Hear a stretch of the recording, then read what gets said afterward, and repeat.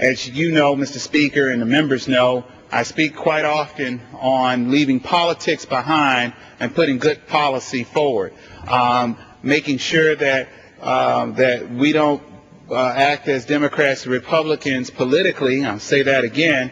Rather than representing the American people. Well, the American people, Mr. Speaker, are way ahead of us on this issue of Iraq, and I think it's important as we continue to share the information as we get it in.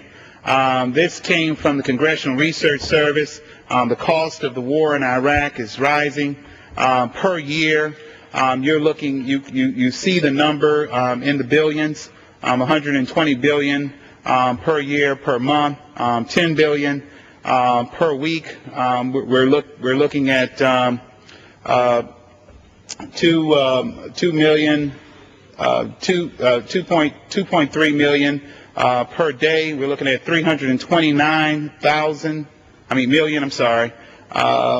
We're looking at per hour. You see the number there as it relates to per hour, and the 13 million. I think it's important for us to also look at the per minute, 228,938. That's there in the thousands, and then we have 3,816. I think it's important per second. I think it's also important when we look at those numbers. What is it? The cost per year. We look at the billions. We're looking at 120 billion per year. That can actually pay for 4.7 million EMTs and paramedics.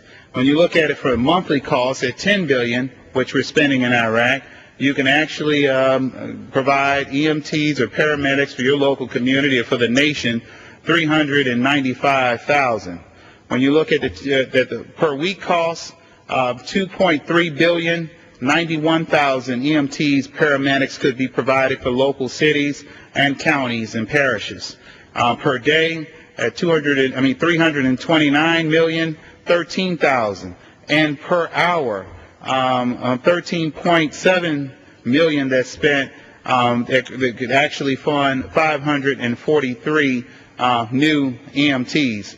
I think it's important, especially for those cities that are struggling, and those counties that are struggling, and states that are struggling on this very issue of how they're going to provide emergency service, Mr. Speaker, in their local community.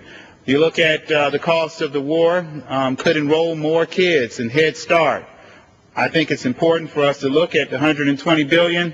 16.7 million kids can go into Head Start per month. At 10 billion, 1.7 million kids could go into Head Start.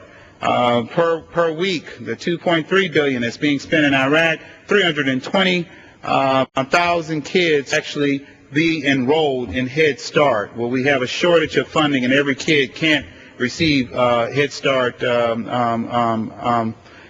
opportunities where kids can start early and healthy, and parents can have kids that will be prosperous educationally. Per day, when you look at 329 million, 46,000 kids could benefit, and the per hour cost that we're spending in Iraq at 13.7, 2,000 kids can be enrolled in the Head Start program. As we start